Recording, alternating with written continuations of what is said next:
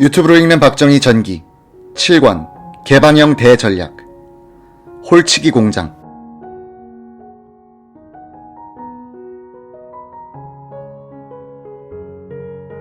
상공부 공업 1국장 오원철은 한국의 중소기업을 수출업체로 전환시키는 전략을 짜는 과정에서 대만의 중소기업 연구를 위해 현지를 방문했다.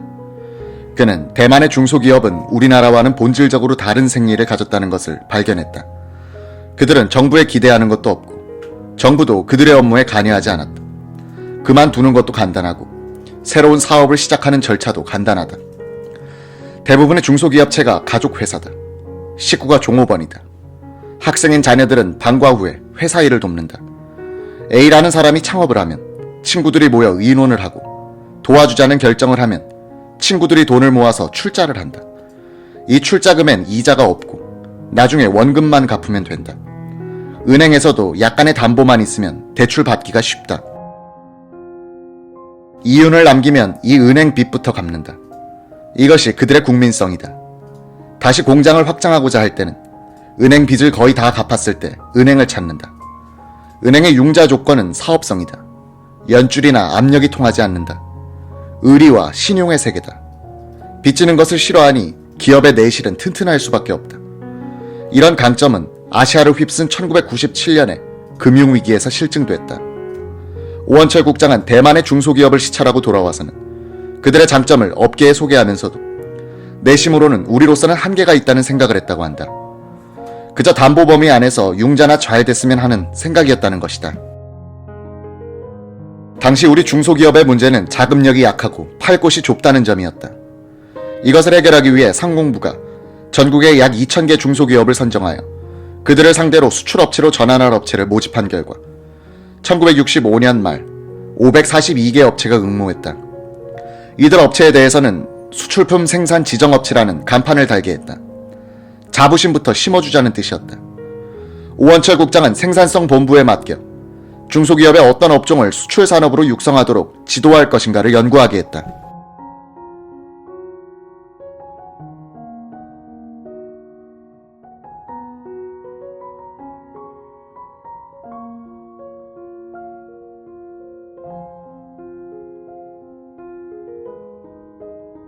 그 선정 기준은 비교 생산비가 외국에 비해서 낮을 것, 외화 가득률이 높을 것, 고용률이 높을 것, 수출 실적의 증대가 기대되는 것, 그리고 해외 시장성이 좋은 것. 이 기준에 따라 13개 품목이 선정됐다. 생사 및 견사, 견직물, 도자기 제품, 고무 제품, 라디오 및 전기기기, 어패류 및 양송이 통조림, 모 제품, 합판, 면직물, 의류, 피혁 제품, 공예품, 자파류. 이 품목을 특화산업 혹은 특화품목이라고 부르기로 했다. 특화란 수출업종으로 전환하여 특별히 중점, 육성키로 한 업종이란 뜻이었다. 오원철 공업국장은 또 수출업체로 전환한 중소기업체에 대한 정부의 지원체제를 갖췄다. 그는 각 과에서는 외국 기계의 카탈로그를 될 수 있는 대로 많이 구하라. 그 기계의 내용을 파악하여 업자에게 알려주는 것이 제일 도움이 된다. 중소기업 사장들은 공장을 상호 방문하도록 하라. 일견이 백문보다 낫다 라고 했다. 지방행정조직의 상공과에 대해서는 연도별 수출계획서를 작성하고 매월 실적을 보고토록 했다. 연말에는 청와대의 지방별 수출 실적이 보고되니 시장, 도지사들이 뛰지 않을 수 없었다. 1966년의 경우 전국의 시도에서 작성한 중소기업 수출 목표는 총 5천만 달러였다. 이해 수출 목표는 2억 5천만 달러였고 그 가운데 공산품은 1억 5,872만 달러였다. 수출 공산품의 약 3분의 1을 중소기업에서 해내기로 했다는 얘기다. 중소기업이 수출 전선에서 맹활약하는 가운데 여성 인력들이 경제개발에 동원되기 시작했다. 이때는 가족계획이 본격적으로 실시될 무렵이었다. 가족 부양의 부담이 줄어든 많은 주부들도 중소기업의 생산 현장으로 몰려갔다. 가발과 함께 초창기의 중소기업 수출을 주도한 것은 홀치기였다. 일본어로는 시보리라고 하는데 1어를 쓰는 것이 못하다고 해서 만든 용어였다. 명주는 원래 얇은 천인데 이 천을 좀 두텁게 보이게 하면서 각종 문양을 짜넣고 염색한 것이 시보리다. 이 문양은 기계로 짜넣는 것이 아니라 수공업적으로 한 바늘 한 바늘씩 일일이 짜놔야 하는 것이다. 1964년에 홀치기 제품은 약 9만 달러어치가 일본으로 수출됐다. 다음엔 수출액이 115만 달러, 1966년에는 287만 달러, 1967년에는 1442만 달러, 1969년에는 2587만 달러에 달했다. 이 해엔 전국에서 11만 2천 명의 여성들이 이 홀치기에 종사하고 있었다. 이렇게 수출이 늘어나니 생사 공급을 위해서 양잠을 장려하게 됐다. 중소기업의 수출 전환을 실무적으로 주도했던 오원철 국장은 이렇게 말했다. 중소기업의 수출 전선에서 필요한 노동력은 가냘픈 처녀들의 손이었다. 머리카락을 판 것도 가난한 처녀들이요. 이 머리카락으로 가발을 만든 것도 이들이었다. 홀치기로 밤을 새운 것도 여자들이었다. 우리나라는 가난한 나라이니 여자가 살림을 꾸려갈 수밖에 없었던 시절이다. 남자들에게는 아직 일감이 없었다.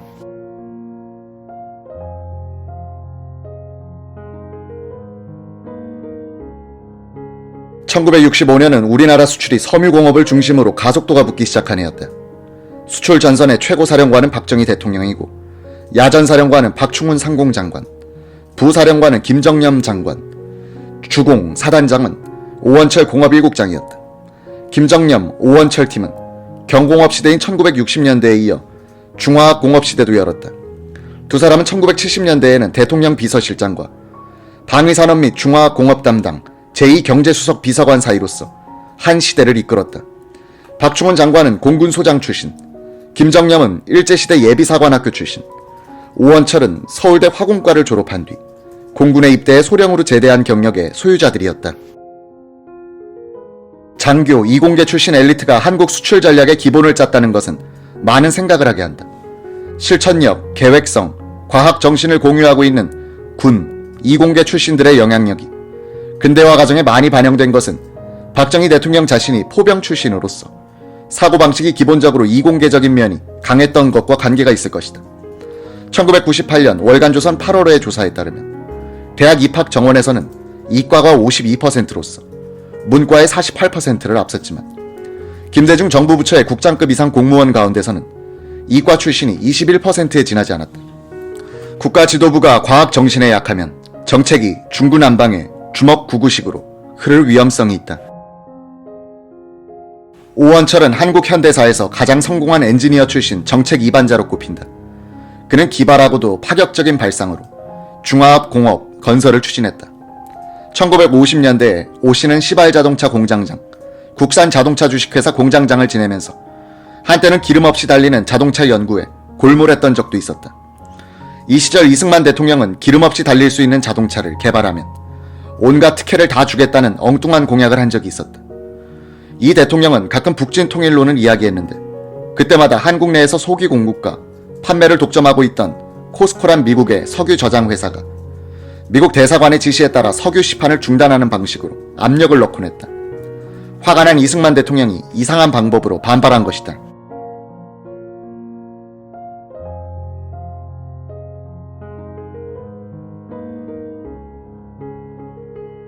5.16 군사혁명 직후 최고회의 기획위원회 조사과장으로 징발되어 경제개발계획에 참여하게 됐던 오원철은 1965년 초 대통령의 상공부 초도순 시 때 섬유공업을 중심으로 하는 수출 전략을 보고했다. 5.16 뒤 선진 행정기술의 군사문화가 행정부에 깊게 침투하면서 브리핑 또는 차트 보고가 중요해졌다. 박 대통령의 앞에서 이런 보고를 잘해서 출세한 사람이 있는가 하면 작은 실수로 경력을 망친 사람이 생겨나기도 했다. 자연히 장관은 보고자료에 신경을 많이 쓸 수밖에 없었다. 박충훈 장관은 기획실장이 종합한 보고자료를 김정념 차관에게 읽어보라고 줬다. 김 차관은 내용을 훑어보더니 잠시 시간을 주십시오 하고는 사라졌다. 2시간 뒤에 나타난 김 차관의 손에는 자신이 완전히 다시 쓴 원고가 들려 있었다. 부하들이 박 대통령한테 보고를 할 때는 사인펜으로 백지에 크게 글씨를 쓴 다음 이를 한 장 한 장 넘기면서 했다. 설명하는 사람이 잊어버리지 않도록 차트 한 구석에다가 연필로 깨알처럼 써둬도 넘기고 나서 아차 하고 후회하는 수가 많았다. 막대기를 절도 있게 차트에 갖다 대면서 보고하는 사람을 돕기 위해 보조원이 붙어서서 차트를 넘기는 일을 맡는데 가끔 이를 찢어놓는 실수를 범해 혼이 나기도 했다. 1965년 초 박 대통령의 상공부 연두순 시 때 오원철 국장은 섬유공업을 중심으로 경공업 제품이 총 수출 물량이 50%를 담당하도록 하겠다는 야심찬 계획을 보고했다. 그는 이렇게 해서 섬유공업이 발달하면 합성 섬유의 수요가 증가한다. 이를 수입하면 막대한 외화가 소요되니 국산화해야 한다. 즉 합성 섬유공업을 1966년 후반기부터 육성해야 한다. 합성 섬유공업의 원료를 공급할 석유화학공업 건설은 1967년에 착수해야 한다 라고 역설했다. 이 단계적 발전 전략은 한 단계의 수요 증가를 압축해 가다가 폭발 직전에 다음 단계로 밀고 가는 방식이었다. 그 도약의 타이밍을 잘 잡은 것이 우리나라 섬유, 석유, 화학공업 발전의 한 비결이기도 했다. 박 대통령은 이날 상공부의 수출 전략 보고에 만족하여 저녁에 상공부 국장급 이상을 청와대로 초청했다. 그러나 브리핑 준비로 밤을 새웠던 국장들이 각자 뿔뿔이 흩어진 뒤였다. 집에 전화가 없는 사람들이 많아 소집이 되지 않았다. 며칠 뒤 박 대통령은 상공부에 격려용 동봉투를 내려보냈다. 수출 전선의 사령탑이었던 상공부의 요직에 있었던 면면들을 본다. 무역 부문에서는 이철승 상역차관보, 김욱은 상역국장, 심의환 상정과장이 트리오였다. 법과 규정에 밝은 이철승은 결제를 까다롭게 해 뒤탈을 없앴다. 김 국장은 추진력이 강하고 부하들을 잘 감싸줬다. 심의환은 산골이 경북 청송 출신의 고등고시 합격자로서 작은 몸집에 호주가이고 친교가 넓었다. 이 세 사람은 이철승이 차관으로 승진하면 김우구는 차관보로, 심의환은 상역국장으로 대를 잇는 식으로 움직였다. 심의환은 나중에 총무처 장관으로 일하다가 박 대통령보다 며칠 먼저 세상을 떴다. 박 대통령이 피살되기 하루 전에 그가 마지막으로 쓴 편지가 심 장관의 미망인에게 보내는 위로 서신이었다.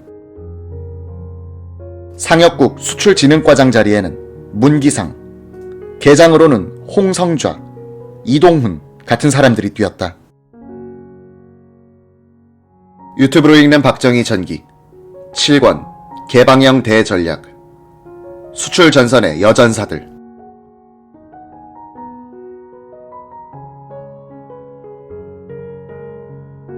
수출 사령탑인 상공부의 공업부서를 지휘하던 인물은 이우룡 차관보였다.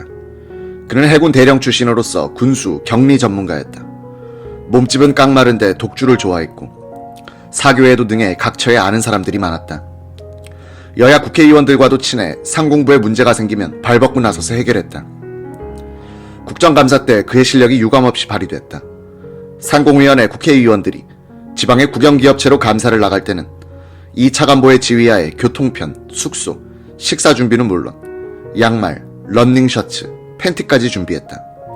와이셔츠도 의원 개개인의 치수를 알아 산화해야 했다.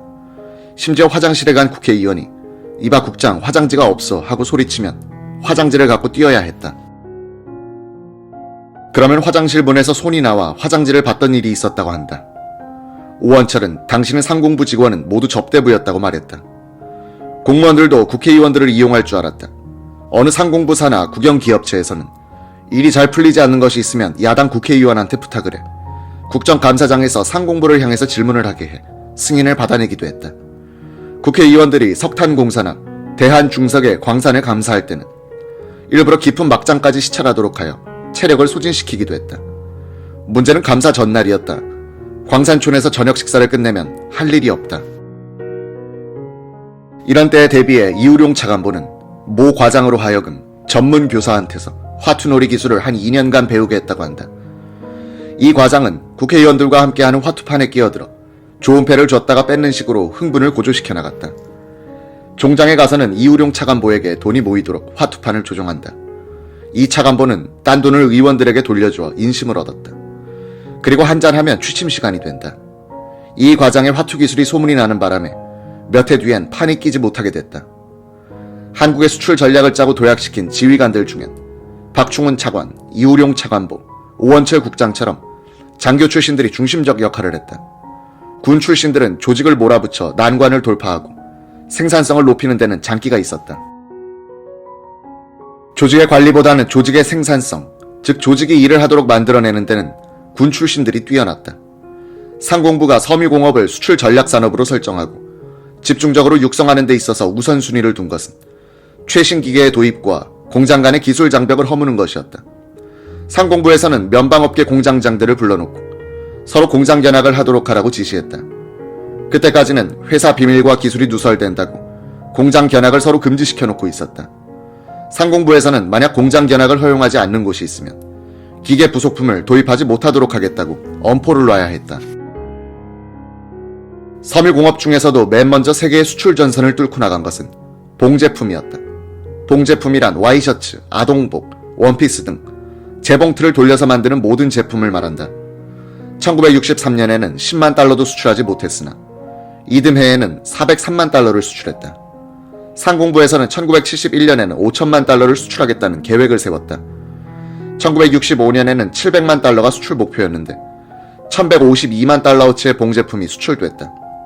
1968년에는 5118만 달러어치를 수출했다. 상공부는 생산 현장의 문제점을 찾아 해결하는 역할을 했다. 어느 날 공업 1국장 오원철이 서울 도남동 근처 3호 방직 계통의 봉제 공장을 찾아갔다. 공장 안으로 들어가 보니 장관이었다. 수백 명의 젊은 여성들이 재봉틀 한 대씩을 맡아 똑같은 자세로 일하고 있었다. 근로자들의 위치도 바둑판처럼 전후 좌우로 일직선을 이루고 있었다. 사람이 와도 여공들은 거들떠보지도 않고 작업에 열중하고 있었다. 한눈 팔 틈이 없어 보였다. 바느질하는 손놀림이 어찌 빠른지 재봉틀 소리가 꼭 소나기 소리 같았다.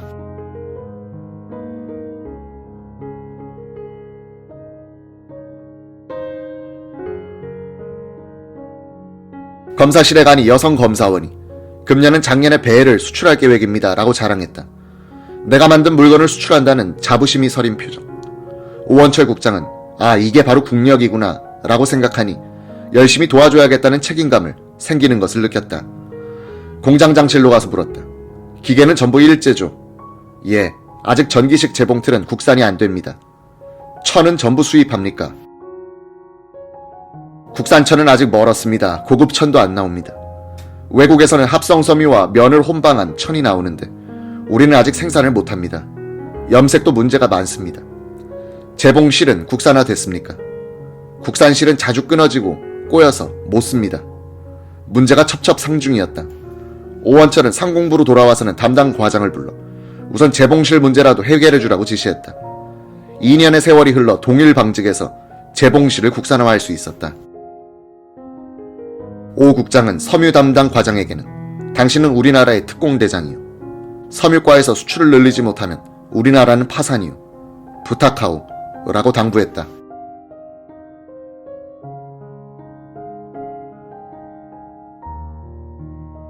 봉제품 수출을 앞지르기 시작한 섬유 제품은 메리아스 제품이었다.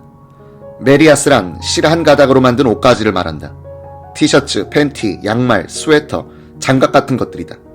1965년에 봉제품과 비슷한 1109만 달러어치의 수출을 기록했던 메리아스 제품은 이듬해에는 2519만 달러, 1968년에는 6538만 달러어치의 수출을 달성했다.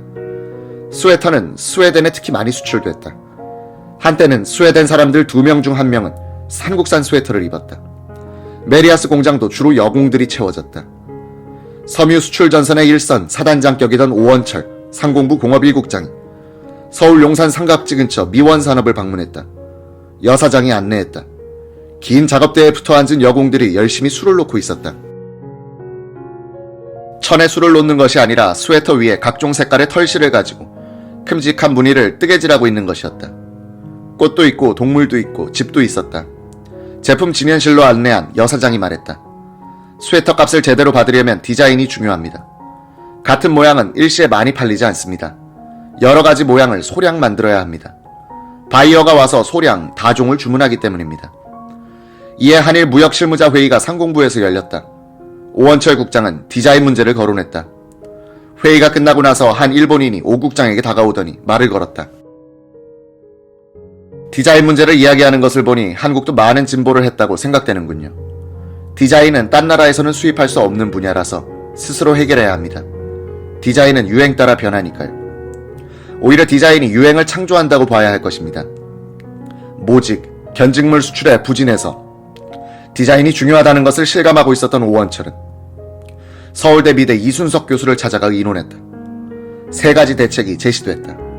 첫째, 분위기 조성을 위해서 상공미술대전을 매년 개최한다. 둘째, 디자인 센터를 만들어 인재를 모으고 업계를 지원한다. 우선 포장지와 글씨 디자인부터 연구한다. 셋째, 각 대학에 디자인과를 증설한다. 봉제품과 메리아스 제품과 함께 면제품의 수출도 늘었다. 1964년에 1278만 달러, 1968년에는 2109만 달러어치를 수출했다. 면제품은 옷을 만드는 원재료다. 수출용 봉제품에 대한 원단으로 공급되고 남은 것을 수출하기 시작한 것이다. 상공부는 면직물을 짜는 직기가 일제시대에 설치된 것이 대부분이라 이를 신식 직기로 대체시키는 데 주력했다.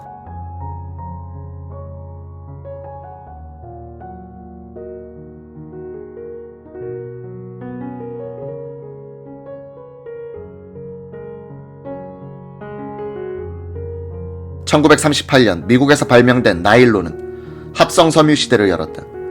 1959년 우리나라에 처음으로 나일론 필라멘트가 수입됐다. 이 필라멘트를 가공하여 제품을 만들기 쉽도록 하는 것을 스트레치라고 하는데, 이런 가공 공장들이 1964년 현재 16개소가 있었다. 제1동포 출신인 이원천 형제는 대구에 한국 나일론이라는 스트레치 공장을 갖고 있었다. 형제는 1963년에는 일산 2.5톤의 나일론 원사 공장을 준공했다. 이것이 한국 합성섬유공업의 출발점이 됐다. 이듬해인 이병철, 조홍재가 한일 나일론 공장을 세웠다. 이에 경남모직의 김한수 사장이 마산에 일산 7.5톤의 아크릴 파이버 공장을 건설했다. 1968년에는 면방업체들이 공동으로 투자하여 울산에 일산 6톤짜리 폴리에스테르 공장을 세웠다. 선경합섬, 동양나일론, 고려합섬 등 합성섬유 공장들이 잇따라 세워지면서 섬유공업은 전방위로 발전, 성장하기 시작한다. 당시 제조업 종사자들은 국군 장병수보다도 약간 적었다. 섬유공업에는 약 11만 명의 종업원들이 있었다. 대부분이 여성 인력이었다. 이 훈장 없는 여전사들에 의해서 수출 전선이 지탱됐다. 오원철은 일선에서 싸우는 병사들과 그들이 무엇이 다르겠는가? 비가 안 오면 농민을 생각하며 걱정했고 여공이 땀을 흘리면 닦아주고 싶었다. 지금도 그들 생각만 하면 고맙습니다. 여러분들이 나라를 구해줬습니다. 라고 인사를 하고 싶어진다고 회고했다. 박정희 대통령은 어느 날 마산의 한일 합섬 공장에 들렀다. 수천 명의 여공들이 수출용 스웨터를 만들고 있었다. 시골에서 올라온 앳된 소녀들은 나이보다도 어려 보였으며 키도 작았다. 박 대통령은 한 여공의 머리를 쓰다듬으며 소원이 무엇이냐고 물었다. 공부 못한 것이 한입니다. 영어 글씨를 모르니 감독님 말씀을 알아들을 수 없습니다. 눈물이 글썽이는 여공을 바라보던 박 대통령의 시선은 옆에서 안내하던 김한수 사장 눈과 마주쳤다. 박 대통령이 김 사장 하고 말을 꺼내자마자 김 사장은 당장 야간학교를 개설하겠습니다. 중학교 과정부터 시작하겠습니다. 라고 했다. 돈 없어 공부 못한 것이 한이라는데 시설을 충실히 해주시오. 공부한다는 자부심을 느끼게. 한일 합섬에서는 여공들을 위한 야간 고등학교를 설립했다. 박 대통령은 이들에게 수료증은 줄 수 있지만 졸업장은 줄 수 없다고 버티는 문교부 장관에게 특명을 내려 그런 규정을 뜯어 고치게 했다. 공부 못한 한을 품고 그래서 더욱 열심히 땀 흘려 수출 한국의 일선을 지켰던 여공들은 그 뒤 어머니들이 됐고 자식들 교육에 힘을 쏟아 대학에 보냈다. 여공들의 자녀들은 공장으로 가지 않았다. 공장마다 여성 노동자들이 모자라게 된다. 30년 뒤의 이야기다. 유튜브를 읽는 박정희 전기 7권 개방형 대전략 이승만의 죽음.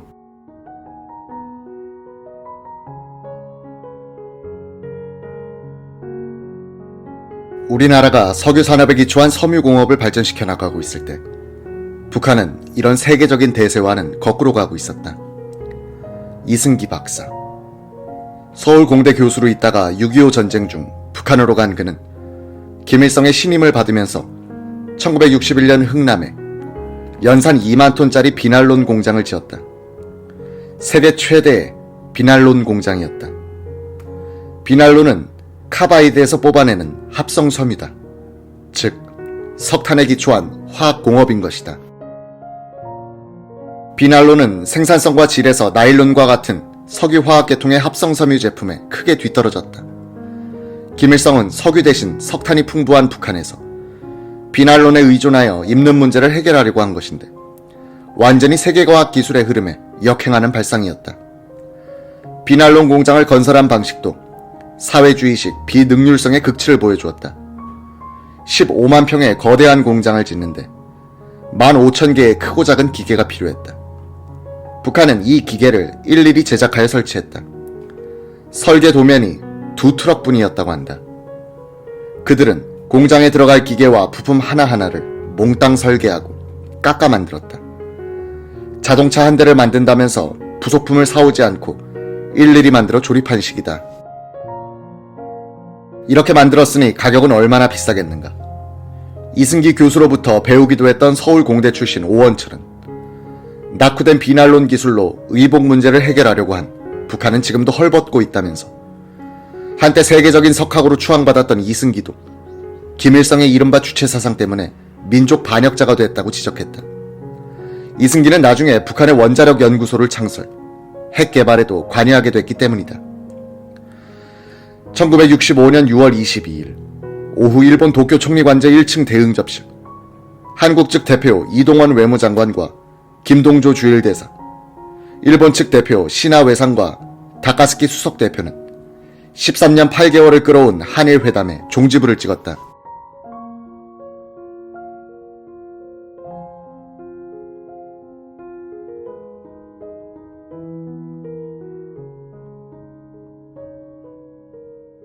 한 개의 조약, 4개의 협정, 2개의 의정서 등 총 29건의 문서에 4사람이 교환 서명하는 데는 12분밖에 걸리지 않았다. 참의원 선거, 지방유세 도중 도쿄로 돌아와 국교 정상화 조약 조인식에 참석한 사또 총리가 이 역사적인 순간을 조용히 지켜봤다. 조인을 마친 뒤 일본 측은 100명이 넘을 것 같은 양측 대표자들 및 배석자들에게 일일이 샴페인 한 잔씩을 돌렸다. 굳은 표정의 사또 총리가 일어나 양국의 번영과 우호를 위해 건배합시다 라고 선창했다. 참석자들은 잔을 높이 들고 한 모금씩 입에 대는데 그쳤지만 애주가인 신하 외상은 잔을 비웠다. 조인식을 끝낸 양국 대표들은 서로 악수를 나눴지만 웃음기를 찾아볼 수 없었다. 즐거워할 수도 웃을 수도 없는 역사의 무게를 모두가 느끼고 있었다. 텅 빈 조인식장 기자석에 마지막까지 남은 일본인 기자가 곁에 있던 한국인 기자에게 오늘 기사는 무슨 말로 시작해야지 하고 말을 걸었으나 실없는 이야기처럼 들릴 정도로 분위기는 풀리지 않았다. 김동조 대사는 난항을 거듭한 끝에 드디어 현안을 해결했다는 감격도 있었지만 그보다는 이제부터 한일 관계를 어떻게 하면 새롭게 건설해 갈 것인가 하는 책임감에 눌려서 기쁨을 느낄 여유가 없었다 라고 회고록에 썼다. 조인식 날 아침까지 양국이 합의하지 못했던 것이 독도 영유권 문제였다. 일본 측은 독도 영유권 문제가 존재한다고 외교각서에 기록을 남겨두자고 했다. 우리 측은 독도 문제는 존재하지 않는다는 기존 입장을 양보하지 않았다. 실질적으로 일본 측을 대표하여 회담을 이끌어왔던 우시바 심의관은 비공식으로 김동조 수석 대표를 만난 자리에서 이런 아이디어를 냈다고 한다.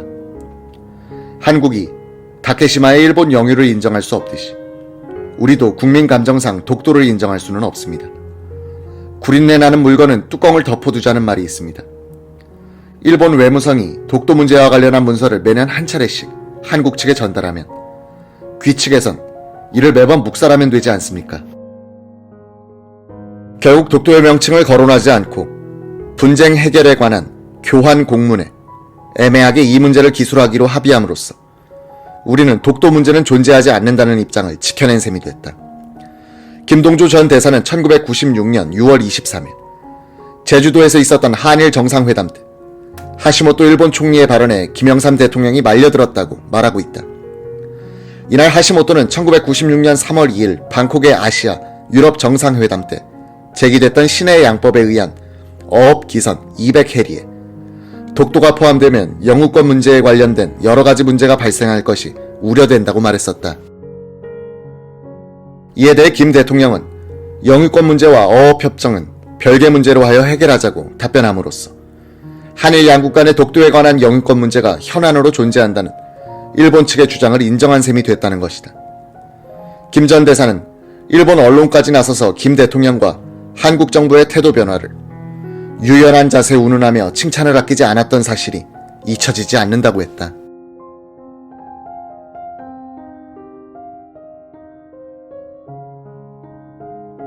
식민지와 지배국 사이로 맺어졌던 한일 관계가 대등한 주권국가 사이로 새 장을 연 1965년 6월 22일 서울 시내는 만여 명의 학생들과 야당 인사들이 참여한 굴욕 외교 규탄 시위로 최루탄, 곤봉, 삐라가 난무하는 순화장으로 변했다.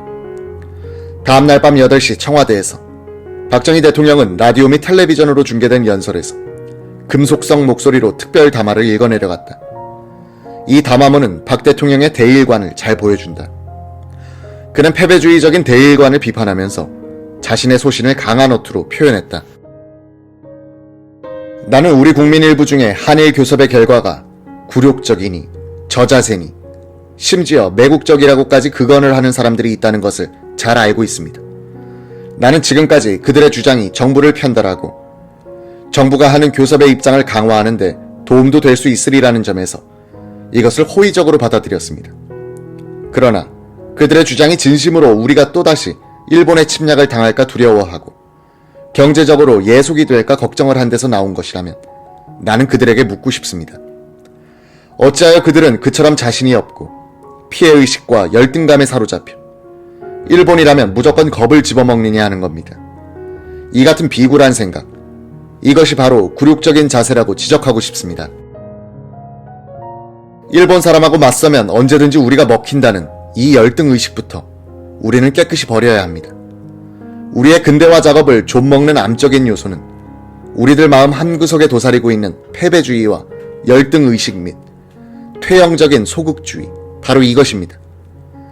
나는 이 기회에 일본 국민들에게도 한마디 밝혀둘 일이 있습니다. 과거 일본이 저지른 죄과들이 오늘의 일본 국민이나 오늘의 세대들에게 책임이 있다고 생각하지는 않습니다. 그러나 일본은 역시 믿을 수 없는 국민이다 하는 대일불신 감정이 우리 국민들 가슴속에 또다시 싹트기 시작한다면 이번에 체결된 모든 협정은 아무런 의의를 지니지 못할 것이라는 것을 이 기회에 거듭 밝혀두는 바입니다. 도쿄에서 조인식을 마친 다음날 귀국한 이동원 외무장관은 역사적 문서를 들고 청와대로 들어갔다. 박 대통령은 두 손을 서리 위에 얹고는 흐뭇한 표정으로 한동안 들여다보다가 독백처럼 말하더란 것이다. 대체 이 서류 몇 개를 가져오는데 몇 년이 걸린 건가? 연하구 외무부 아주국장이 자유당 시절부터 햇수로 15년입니다 라고 했다. 15년이라 그거 참. 그렇지만 앞으로 150년이건 1500년이건 잘 돼야 할 텐데. 1965년 7월 19일 하와이 호놀룰루의 마우나라니 정양원에서 치료를 받고 있던 이승만 초대 대통령이 부인 프란체스카 여사, 양자 이인수, 재미동포 최백렬이 지켜보는 가운데 운명했다. 향년 90세. 의식을 잃은 지 1년이 넘은 그는 큰 숨을 한번 몰아쉬고는 조용히 숨을 거뒀다. 유언을 남길 처지가 아니었다. 프란체스카 여사는 눈물을 닦으면서 이인수에게 절대로 남 앞에서는 눈물을 보이지 말라고 당부했다. 프란체스카 여사는 늘 들고 다니던 페남 항공사 상호가 찍힌 낡은 쇼핑백에 성경과 찬송가를 담아 들고는 병실을 나섰다.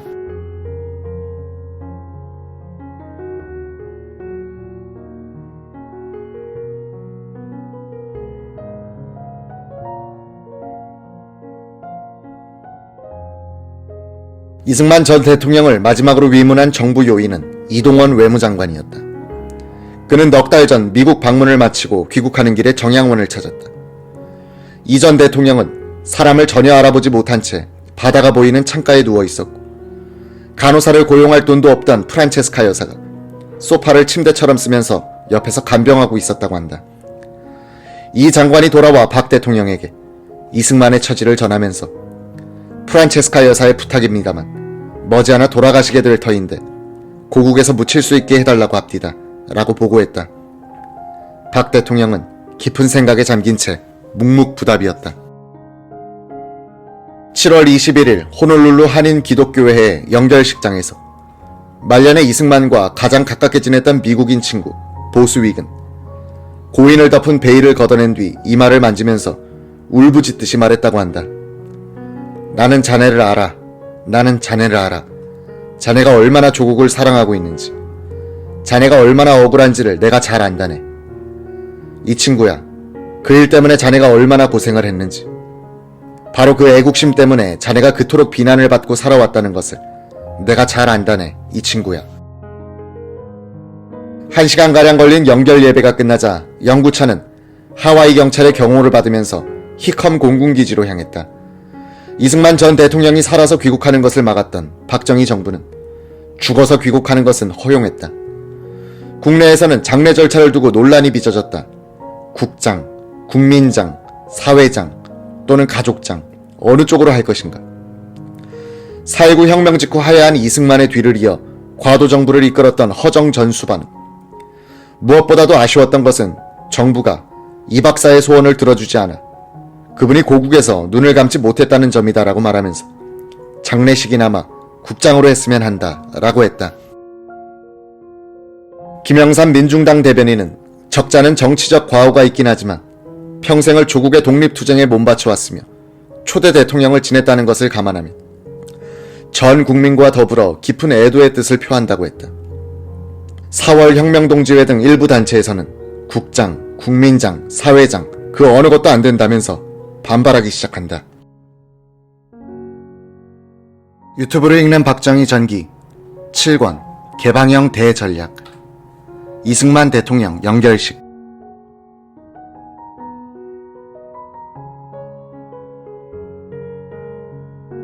(1965년 7월 20일) 오후 정부는 국무회의에서 이승만 전 대통령의 장례를 국민장으로 결정했다. 이석재 총무처 장관이 장례준비소위원회 위원장이 됐다. 이 장관이 박정희 대통령에게 보고를 하니 박 대통령은 하여튼 정부로서 최선을 다해 도와주기 바라오 라며 간단하게 언급했다. 이 장관은 평소 박 대통령의 이승만 전 대통령에 대한 배려가 각별하다고 느끼고 있었다. 많은 사람들이 오해를 하고 있는 것 중 하나가 당시 이 박사의 귀국을 박 대통령이 막은 것이 아니냐 하는 점인데 그것은 당시 상황을 모르고 하는 말입니다. 이 박사 말년에 벌어진 부정선거와 4.19 등 실정의 여파가 정부에 큰 짐이 되고 있었습니다. 언론들도 국장의 절대 반대 입장이었습니다. 이승만 대통령을 모셨던 장택상, 이범석, 변형태 전 총리 등과 이뭉순 전 서울시장 등은 국장을 고집했고 4월 혁명동지 회원들은 국장이든 국민장이든 사회장이든 결사 반대한다며 단식투쟁을 벌이고 있었다. 대다수 언론들도 4월 혁명동지회와 비슷한 태도로 사설을 쓰곤 했다. 이석재 장관은 국장으로 할 경우 반대 여론이 드셀 것을 고려해서 국민장으로 하되 격식은 국장으로 하는 것이 정부로서 최선을 다하는 길이라고 판단했다. 7월 23일 오후 3시 이승만의 유해를 실은 미 공군 수송기가 고향 생각이 연주되는 가운데 김포공항에 도착했다. 프란체스카 여사는 하와이에서 과로로 입원, 서울로 오지 못했다. 박정희 대통령은 이효상 국회의장, 조진만 대법원장, 정일권 국무총리 등 3부 요인들을 데리고 공항으로 나가 5년 1개월 24일 만에 돌아오는 건국 대통령의 유해를 맞았다. 윤치영 서울시장이 정일권 총리와 함께 비행기에 올라왔다. 윤 시장은 국민장을 할 수밖에 없는 사정을 양자 이인수에게 설명하려 했다. 그런 윤 시장이 매정하기만 보이기만 했던 상주 이인수는 아무 말도 하지 않은 채 유해를 따라 차에 올랐다. 영구차와 그 뒤를 따르는 세 단의 행렬이 김포가도를 출발했다. 연도에는 많은 시민들이 나와 죽어서 돌아온 건국 대통령을 맞았다. 한국 부인회 소속 회원들이 검은 치마 저고리를 입고 나와 꽃다발을 들고 이 박사의 유해를 기다리고 있었지만 차량 행렬은 속도를 줄이지 않고 그냥 지나쳤다. 윤치영 시장은 차 안에서도 국민장을 수락하라고 이인수를 설득하다 이화장까지 따라 들어갔다. 문중 사람들은 상복을 갖춰 입고 길가에 나와 서 있었고 4.19 부상동지 회원들은 자유당 원흉들 사과하라, 이 박사 유해 못 들어온다는 플래카드를 들고 이화장 앞에서 시위를 벌이고 있었다. 이 박사의 문중 사람들은 정부의 국민장 결정이 건국 대통령에 대한 홀대라고 생각했고 4월 혁명동지회 등은 국민장이 너무 과분한 조치라며 정부를 규탄하면서 사흘째 농성 중이었다. 이날 밤 이승만의 양자 이인수는 아버님은 자신의 사후 간소한 장례를 원하셨다면서 정부가 결정한 국민장을 거부할 뜻을 비쳤다.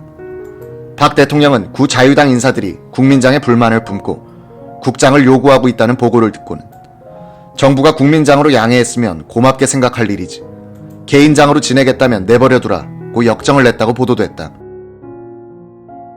이석재 씨는 이를 부인했다. 박 대통령은 그런 말씀을 하실 분이 아닙니다.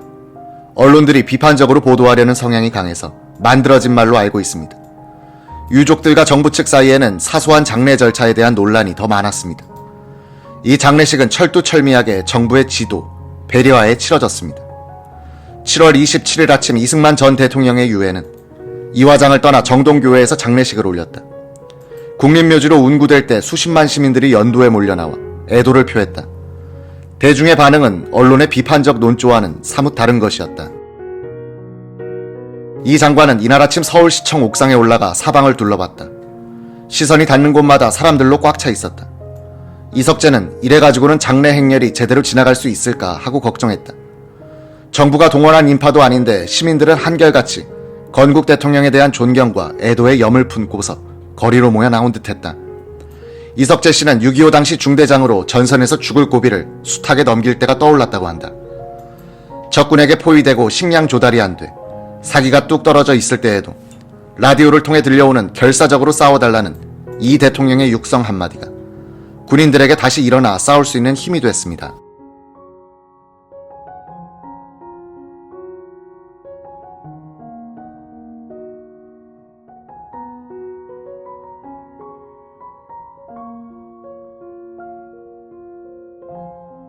이날 연도에 나온 일반 시민들도 이분의 말년에 실정은 있었지만 이 박사는 독립운동을 하시고 광복 직후 좌익들이 사람들을 구름같이 끌어모으며 혼란을 조성하고 있을 때 홀로 그 상황을 타개하고 자유 대한민국을 건국하신 분이라는 점을 고맙게 여기는 진지한 표정이었습니다.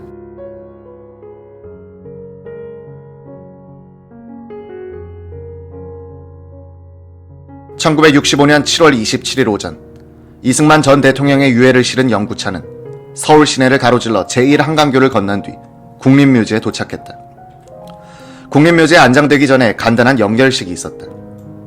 박정희 대통령의 조사는 정일건 국무총리가 대독했다.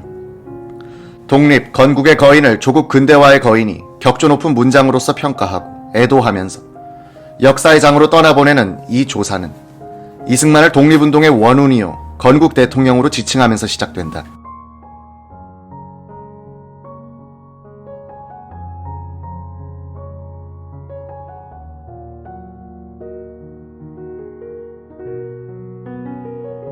돌아보건대 한마디로 끊어 파란만장의 기구한 일생이었습니다. 과연 역사를 해치고 나타나 자기 몸소 역사를 짓고 또 역사 위에 숱한 교훈을 남기고 가신 조국 근대의 상징적 존재로서의 박사께서는 이제 모든 영욕에 진세의 인연을 끊어버리고 영원한 고향으로 돌아가셨습니다. 그러나 생전에 일동일정이 범인 용부와 같지 아니하여 실로 조국의 명암과 민족의 안위에 직접적으로 연결되었던 세기적 인물이었으므로 박사의 최후조차 우리들에게 주는 충격이 이같이 심대한 것임을 외면할 수 없습니다. 일찍이 대한제국이 기울어가는 것을 보고 용감히 뛰쳐나와 조국의 개화와 반제국주의 투쟁을 감행하던 날 몸을 철새로 묶고 발길을 형극으로 가로막던 것은 오히려 선구자만이 누릴 수 있는 영광의 특전이었던 것입니다.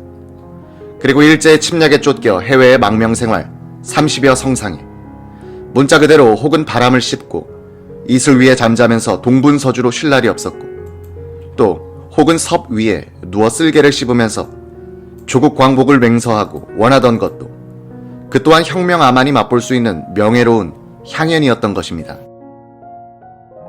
그러나 집권 12년의 종말에 이르러 이미 세상이 다 아는 이른바 정치적 과오로 인하여 살아서 역사의 심판을 받았던 그 쓰라린 기록이야말로 박사의 현명을 어지럽게 한 간신배들의 가증한 소치였을 망정 국영에는 박사의 일생에 씻지 못할 오점이 되었다는 것을 통탄에 마지 못하는 바입니다.